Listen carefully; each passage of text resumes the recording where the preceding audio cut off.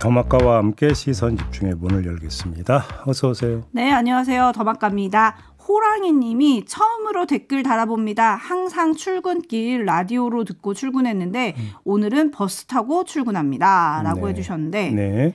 버스 파업이 끝나서 정말 다행이네요. 그렇습니다. 어제 출근길은 좀 힘드셨을 것 같은데 그러니까요. 다행스럽게 일단 타결이 됐습니다. 알권리님, 내일 모레가 4월인데 아직도 발이 시렵습니다. 따뜻한 봄을 맞이하고파 라고 보내주셨네요. 네, 대신 겨울이 좀 따뜻했잖아요. 올겨울 춥지 않았나요? 지난 겨울? 2월에 뭐가 추웠어요? 하나도 안 추웠는데. 그랬나요? 지났으니까 하는 얘기예요. 그래요? 알겠습니다. 내가 왕이 될 상인가 님이 황사가 심각합니다 여러분 이라고 해주셨는데 오늘 출근길에는 마스크를 꼭 챙기셔야 할 것 같습니다. 네.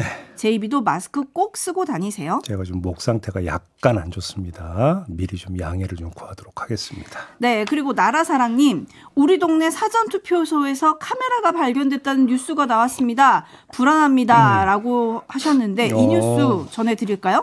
그 동네인가 보네요. 사전투표가 4월 5일부터 실시가 되거든요. 네. 그런데 사전투표소가 설치될 예정인 경남 양산시와 인천 계양구, 인천 남동구의 행정복지센터 8곳에서 불법 카메라가 한 대씩 발견이 됐다고 합니다. 이 특정 통신사의 통신기기로 위장한 불법 카메라였다고 하는데요. 지금 신원이 일부 좀 파악이 된 것 같습니다. 경찰은 그 불법 카메라 설치한 것 가운데 일부를 부정선거 의혹을 그동안 계속 제기해왔던 유튜버가 설치한 것으로 보고 추적 중이라고 하고 또 한 명 신원이 아직 밝혀지지 않은 또 한 명의 인물도 함께 한 것으로 지금 파악을 하고 있다고 하는데 이 사람도 부정선거 감시 활동을 해왔다라는 또 이야기도 있다고 합니다. 결과는 좀 지켜봐야 될 것 같은데요. 그 유튜버 같은 경우 평소에 사전투표 개표가 조작됐고 대리투표 의혹이 있다. 이런 식으로 계속 주장을 해왔다고 하고요. 카메라가 어떻게 설치가 돼 있나 봤는데 양산시의 경우에는 정수기 위편에 사전투표소 입구 등을 촬영할 수 있는 각도로 설치를 해놨다라는 겁니다. 근데 저는 이게 이해가 안 가는 게 사전투표소에 어떻게 개인이 들어가서 이렇게 카메라를 설치를 할 수가 있어요? 지금 그러니까 시점을 봐야 되는 것이죠. 네네. 그러니까 이게 행정복지센터라고 지금 말씀을 드렸잖아요. 네. 그러니까 평소에 여기서 민원이나 이런 게 오갈 수 있잖아요. 그 틈을 노리고 설치를 한 것 같은데 아무튼 사전투표소 입구를 촬영할 수 있도록 각도를 맞춰놨다라고 하는 거에 대해서 선관위 관계자는 사전투표하는 사람 수를 세서 실제 투표자 수와 일치하는지 확인하려고 한 것 같다. 일단 이렇게 추정을 하고 있다고 하는데요. 두 가지로 나눠서 말씀을 드려야 되겠죠. 도대체 사전투표에 부정이 있었다는 이 믿음은 언제쯤 끝나는 것인가. 그러니까요. 근데 어차피 믿고 싶은 걸 믿는 게 사람의 심리라고 하니까 그거에 대해서 제가 볼 때 뭐 대책이나 이런 거 얘기할 부분은 아닌 것 같고 어떻게 하겠습니까? 그렇게 믿는다는데 방법이 없는 거죠. 이거는 이거보다 근본적인 문제는 만에 하나라도 사전투표가 진행된 다음에 특정한 사전투표소에서 불법 카메라가 설치된 게 발견이 되면 이때는 문제가 심각해진다는 겁니다. 투표 관리 문제에서 엄청난 논란이 불거질 수 있는 거거든요. 그나마 다행인 게 사전에 지금 발각이 됐다는 게 그나마 다행이다. 그래서 이거 전수조사에 들어가야 되는 거고요. 당연히 꼼꼼하게 살펴서 만에 하나라도 이런 불법 카메라나 다른 어떤 장치물이 설치되어 있었는지를 꼭 확인해서 있다면 다 제거를 해야 된다. 아니면 나중에 큰 문제가 될 수도 있다. 이 점도 함께 말씀을 드리겠습니다. 네, 지금 보도가 약간 엇갈리기도 하는데요. SBS는 지금 사전투표소 9곳에서 불법 카메라가 설치됐다. 지금 이렇게 또 보도를 하고 있고요. 아마 제가 볼 때는 숫자가 점점 늘어날 수도 있어요. 늘어날 사실. 수가 있는 거죠. 네. 왜 그러냐면 양산역에서 먼저 발견한 다음에 이제 조사에 들어가고 있는 거니까 더 늘어날 수도 있어요. 네, 그리고 인천 소재 사전투표소에서 불법 카메라를 설치한 혐의를 받는 용의자 한 명은 지금 경찰에 붙잡혔다. 이런 소식도 들어와 있고요. 맑음님, 와 저희 지역이에요. 충격적입니다. 해주셨고 문봉철님, 그 열정이 대단합니다. 이 정도면 샤먼이에요. 샤먼. 이라고 해주셨는데 부정이 있다고 믿는 거? 네. 그거에 대해서? 그렇죠. 예. 근데 자기가 그렇게 믿겠다는데 그 믿음이 잘못됐다고 백날 이야기해도 소용이 있겠습니까? 이럴수록 뭘 해야 된다는 겁니까? 관리를 철저하게 해야 된다는 거죠. 그래서 드리는 말씀입니다. 네, 물프레님이 이것도 불신의 시대의 한 단면인 것 같다라고 올려주셨는데 어쨌든 중요한 거는 이제 선관위가 전수조사를 지금 한다고 하니까요. 예. 더 추가로 발견되거나 이러면 이제 철저하게 관리가 좀 됐으면 좋겠고요. 더 중요한 거는 이제 많은 사람들이 투표에 참여하는 거잖아요. 그렇습니다. 네, 어제 나온 조사 보니까 4년 전보다 더 많은 유권자들이 투표에 참여할 의사가 있다. 또 사전 투표를 많이 하겠다라는 답변이 왔다고 하는데 이런 논란 없게 좀 깔끔하게 정리가 됐으면 좋겠습니다. 다시 한번 말씀을 드리는데요. 선거의 4대 원칙 가운데 하나가 뭡니까? 비밀 투표입니다. 그런데 만에 하나라도 예를 들어서 기표소 내를 촬영하는 게 만약에 영상이 나중에 나왔다면 이거는 심각한 문제가 되는 겁니다. 선관위나 경찰이나 좀 꼼꼼하게 살펴주시라 이 말씀 다시 한번 높아심에서 드리겠습니다. 근데 여기서 드는 궁금증 김진우 님이 근데 안에서 찍어서 얻는 이득이 뭡니까? 그러니까 지금 선관위 추정 제가 지금 말씀을 드렸잖아요. 한 명이라도 들리면 봐라. 기표도 안 했는데 이게 더 들어가 있다. 이런 식으로 주장을 하려고 했던 거 아니냐라는 요건 제 해석입니다만 그렇게 지금 연결이 되는 거 아니겠습니까? 그러니까 말입니다. 네. JB타임스 다음 주목할 뉴스는 어떤 건가요? 경제정의 실천 시민연합 줄여서 경실련이라고 부르는데요. 경실련이 총선 후보자들 이 가운데 조국혁신당과 자유통일당은 집계에서 그러니까 빠졌다고 하는데 아무튼 총선 후보자들의 전과 기록과 재산 내역을 분석해서 그 결과를 어제 발표를 했어요. 이 전과 기록의 경우 전체 후보자 952명의 32%인 305명이 전과를 보유한 사람으로 나왔다고 합니다. 상당히 비율이 높은데 근데 이 전과에는 민주화 운동 내지 노동 운동을 하다가 이제 전과 기록이 올라갔던 경우도 포함이 되어 있기 때문에 그냥 이 단순한 수치만 가지고 출마자의 도덕성을 재는 기준으로 삼기는 좀 어렵지 않는가 싶어서 이건 그냥 지나가도록 하겠습니다. 일단 주목할 점은 재산인데요. 재산 어떤 점인데요? 후보자 1인당 평균 재산이 24억 4천만 원이었다고 합니다.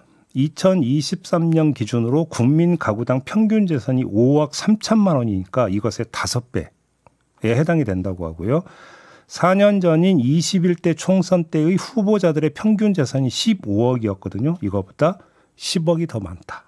이런 이야기가 되겠습니다.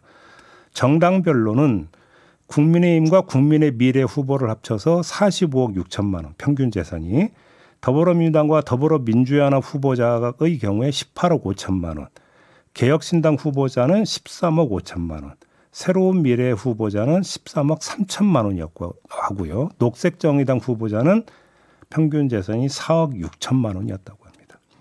재산 종류별로는 부동산이 15억 7천만 원, 증권 6억 9천만 원, 가상자산 152만 원이라고 했다는데 제가 지금 재산 액수를 말씀을 드렸는데 부동산 같은 경우 실거래가가 아닌 거 아시죠? 네. 그러니까 실제 재산은 이거보다 더 높다. 이렇게 봐야 되는 거 아니겠습니까? 그리고 재산 순위 상위 3명은 김복덕 경기부청갑 후보가 1,447억, 경기 분당갑 안철수 후보가 1,401억, 충북 보은 옥천 영동 괴산의 박덕흠 후보가 563억 원을 기록을 했다고 하는데 모두 여당 후보가 되겠습니다. 그러게요. 억억 하니까 좀 당황스럽긴 한데 재산이 많은 걸 뭐라고 할 수는 없겠지만 네. 여기서 비롯되는 문제는 뭘까요? 정치권에서 감초처럼 쓰는 표현이 국민 눈높이 아니겠습니까? 그런데 국민의 평균적인 경제 수준보다 월등히 높은 재산을 갖고 있으면서 과연 국민 눈높이에 맞는 입법 활동을 할 수 있겠느냐라는 원론적인 문제 제기가 일단 성립이 되겠죠. 더 구체적으로는 재산 형성 과정과 입법 과정에서의 이해 충돌 문제가 또 제기될 수 있는 거 아니겠습니까? 이 가능성이 농후하다고 봐야 될 것 같은데 지금 당장 벌써 몇몇 후보들의 재산 형성을 둘러싼 의혹이 제기되고 나아가 정치적 공방이 벌어지는 상황 아니겠습니까? 이게 끝이 없이 계속 이어질 수도 있다 이런 말씀을 드리겠습니다. 네, 여야를 막론하고 지금 부동산이나 재산 관련 의혹들이 좀 제기되는 후보들이 나오고 있죠. 그렇습니다. 촌철님들의 반응 전해드리겠습니다. 데이지님, 저분들 정치적 현실감이 있을까 좀 걱정됩니다. 홀로봄님, 정치도 가진 사람이 하네요. 사각공간님, 이러니 민생 운운이 겉돌 수밖에요. 영희님 돈 없으면 정치도 못하겠네요. 그러니까 말입니다. 이런 의견들이 많이 들어오고 있네요. 네. 하지만 이분들 선거운동 기간 내내 국민 눈높이, 국민의 종 막 이런 얘기 하잖아요. 그리고 민생 또 많이 강조하겠죠. 그러니까요. 네. JB타임즈 다음 주목할 뉴스는 어떤 겁니까? 자, 공식 선거운동이 시작이 됐고요. 요새도 시작이 되지 않았습니까? 그래서 한 장면에 한번 주목을 해봤는데요. 비교거리가 있어서 주목을 해봤습니다. 자, 어제 먼저 왕십리역으로 가보겠습니다. 임종석 전 청와대 비서실장이 지원 유세에 나섰고 이재명 민주당 대표는 그 자리에서 이런 말을 했습니다. 들어보시죠. 우리 존경하는 임종석 실장 오늘 이 자리에 함께 하셨는데 우리는 윤석열 정권을 심판하고 국민이 주인인 나라를 만드는데 모두가 힘을 합칠 것입니다. 자, 이번에는 국민의힘으로 가보겠습니다. 화성 동탄 북광장으로 가겠는데요. 유승민 전 의원이 유경준 국민의힘 화성을 후보 출정식에 참석을 했습니다. 하지만 홀로였습니다. 여러분 기억하시겠는데요. 김성태 서울권역 공동선대위원장이 사흘 전 저희 시선집중에 출연해서 유승민 역할론을 제기했었던 거 기억하시죠? 근데 한동훈 비대위원장은 바로 그날 선을 그었습니다. 이렇게 이야기를 했었거든요. 들어보시죠. 제가 특별히 생각해 본 적이 없는데요. 네, 유승민 역할론에 대해서 생각해 본 적이 없다고 이야기를 했습니다. 확연한 차이가 느껴지십니까? 네. 자, 그러면 왜 이런 차이가 발생했을까? 이걸 짚어보려고 하는 건데요. 네, 이유가 뭡니까? 최소한 이 두 인사에 대한 싫고 좋음, 다시 말해서 정서, 그 정서의 차이는 아닌 것 같다는 말씀부터 먼저 드리고 싶습니다. 그동안의 스토리를 보건대 큰 차이가 있나 싶은 생각이 좀 들어서 드리는 말씀이고요. 차이가 어디서 기인하는가 다른 점에서 봐야 될 것 같다고 생각을 하는데 두 가지인 것 같습니다. 첫째, 지지층 결집에 미치는 영향을 보아야 될 것 같은데요. 최근 국민의힘 내부에서 종북 세력 이야기가 다시 나오고 있는 거 아시죠? 거기다가 한동훈 비대위원장은 박근혜 전 대통령을 예방하기도 했습니다. 자, 이 일련의 흐름, 이게 뭐겠습니까? 간단히 말해서 지지층 결집에 힘을 쏟고 있다, 이런 이야기가 되겠습니다. 그러면 이 기조에서 유승민 전 의원은, 그리고 유승민 전 의원의 등판은 도움이 된다고 생각할까요? 안 된다고 생각을 할까요? 제가 볼 때는 안 된다고 생각하는 것 같습니다. 예를 들어드리겠습니다. 조금 전에 했던 유경준 의원 지원, 그러니까 유세, 출정식에 참석해서 유승민 전 의원은 윤석열 정부의 반성을 촉구를 했고요. 그렇죠. 그리고 의정 갈등을 일주 안에 해결해 달라고 요구를 했습니다. 네. 그러니까 마냥 윤석열 정부 옹호에 나서고 있는 게 아니라는 것입니다. 그러면 이것이 혹여라도 조금 중도층에 어필할 수 있을지는 모르겠지만 고정 지지층의 결집에는 도움이 안 된다. 이렇게 파악을 하고 있는 것 같습니다. 플러스 마이너스 제로도 아니고 마이너스다. 이렇게 지금 판단을 해서 생각해 본 적이 없는데요 라고 답한 게 아닌가 싶은 거고요. 반면에 민주당은 이른바 문명화합, 이 문명화합의 모양새를 연출할 수 있고 그것이 지지층 결집으로 이어질 수 있다고 보니까 환영, 이런 모드를 보인 것으로 해석을 하면 될 것 같습니다. 이게 첫 번째고요. 네. 두 번째, 불확실성을 봐야 되는데 이재명 대표와 한동훈 비대위원장의 총선 이후의 처지의 그 확실성, 이걸 두고 하는 이야기입니다. 이재명 대표의 당내 입지는 비교적 총선 후에도 확실할 것 같다라는 겁니다. 반면에 한동훈 비대위원장 같은 경우는 불투명 상태에 있다고 봐야 될 것 같습니다. 당내 입지가 불확실하다라는 것인데요. 바로 이 확실성과 불확실성의 차이가 자신의 위상에 대한 어떤 본인들의 믿음의 차이로 연결되고 그것이 예를 들어서 임종석 전 실장이나 유승민 전 의원의 수용의 여지를 지금 가르고 있다. 이렇게도 분석해 볼 수 있다라는 것입니다. 네, 유승민 전 의원 어제도 밝히긴 했습니다만 당내에서 뭐 역할이나 이런 거를 제안받은 게 없다고 얘기를 또 하더라고요. 그렇습니다. 그리고 어제 논란이 됐던 한동훈 위원장의 그 정치를 뭐같이 하면 안 된다라는 그 발언, 네. 그 발언에 대해서도 보수는 품격이다. 그래서 말의 품격을 좀 지켜야 된다. 그게 바로 야당과의 차별하다. 또 이렇게 얘기를 했었기 때문에 네. 한동훈 위원장과 유승민 전 대표가 나란히 서서 유세하는 모습을 보게 될 것 같지는 않아요. 그러니까요. 그렇죠?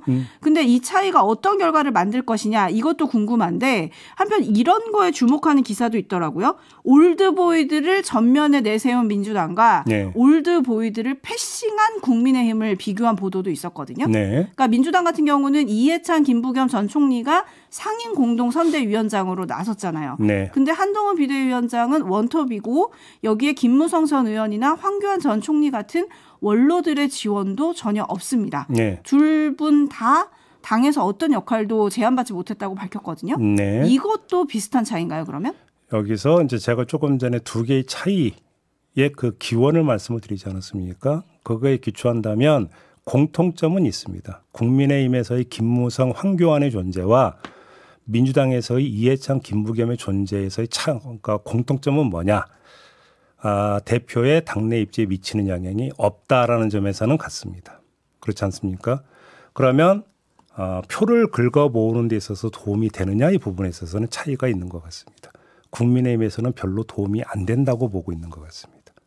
반면에 민주당에서는 조금이라도 도움이 된다고 보고 있는 것 같습니다. 그 차이가 있는 것 같습니다. 네, 어쨌든 이 차이가 어떤 결과를 만들어낼지 4월 11일이면 알게 되는 거잖아요. 그렇습니다. 네, JB타임즈 다음 주목할 뉴스는 어떤 건가요? 박민수 보건복지부 차관이 어제 제7차 건강보험정책심의위원회에서 의정 갈등이라는 표현은 맞지 않다면서 이렇게 주장했습니다. 들어보시죠. 국민 대 특권적인 의사 집단 간의 싸움이다. 이렇게 정의하는 게 맞다. 이렇게. 근데 이것을 다 무너뜨리고 다 제로로 돌려라라고 요구하는 것은 굉장히 반지성적인 것입니다. 힘에 기반해서 반지성적으로 그러한 요구들을 하는 것이라고 생각합니다. 네, 지금 들으신 대로 특권 집단을 향해서 반지성적이라고 했습니다. 그렇죠? 매우 센 발언인데요. 여기에 깔린 의도가 뭘까요? 최근에 여당 안에서까지 의대 증원 규모 재논의 주장이 나오고 있지 않습니까? 그러니까 이런 기류를 의식한 쐐기 받기 차원의 발언, 이렇게 해석을 하는 게 상식적일 것 같습니다. 자, 이렇게 해석하면 궁금해지는 게 하나가 도출이 됩니다. 뭔데요? 자, 박민수 차관이 그 한 말이 더 있는데요. 어떤 말을 했냐면 위법한 행동을 했을 때 그에 상응하는 책임을 지는 것이 자유민주주의 국가의 기본적 원리다. 이 원칙을 무너뜨리려고 하는 것에 대해서는 타협을 할 수가 없다. 이런 말을 했어요. 자, 이 말을 들으니까 퍼뜩 떠오르는 거 있지 않습니까? 전공의들에 대해서 병원을 이탈한 전공의들에 대해서 면허정지 처분을 내리려고 하다가 보류 결정을 하지 않았습니까? 기억하시죠? 그럼 이 보류 조치를 없던 일로 하고 면허정지 처분을 바로 내릴 겁니까? 이게 궁금해지지 않습니까? 왜 그러냐면 위법한 행동을 했을 때 그에 상응하는 책임을 지는 것이 자유민주주의 국가의 기본적 원리이니까. 그런 거 아니겠습니까? 그렇게 가는 건지 요걸 좀 지켜볼 필요가 있겠다. 관전 포인트다. 이런 말씀을 드리는 겁니다. 대화의 물꼬를 좀 트는가 싶었는데 어째 더 강대강 대치로 가는 것 같은데. 그렇습니다. 오늘 기자회견을 예고한 이면택 의협 신임 회장이 국회의원 20-30명 왔다 갔다 하는 거 의협 손에 쥐어지고 있다. 뭐 이런 얘기들을 했거든요. 글쎄 이제 뭐 그게 뭔지는 잘 모르겠습니다만 그러니까 뭐 그거는 뭐 뚜껑을 열어봐야 아는 것이고요. 아무튼 지금 박민수 차관의 발언과 이면택 신임 의협 회장의 발언을 종합해보면 한마디로 정리하면 뭡니까? 강대강. 네. 간극은 전혀 좁혀지지 않고 있다. 이렇게 정리하면 되는 거죠. 그럼 이건 어떻게 되는 건가요? 뭘 어떻게 되죠? 이 상태로 계속 간다는 이야기가 되겠죠. 어허. 네, 마무리하죠. 더마카 수고하셨습니다. 고맙습니다.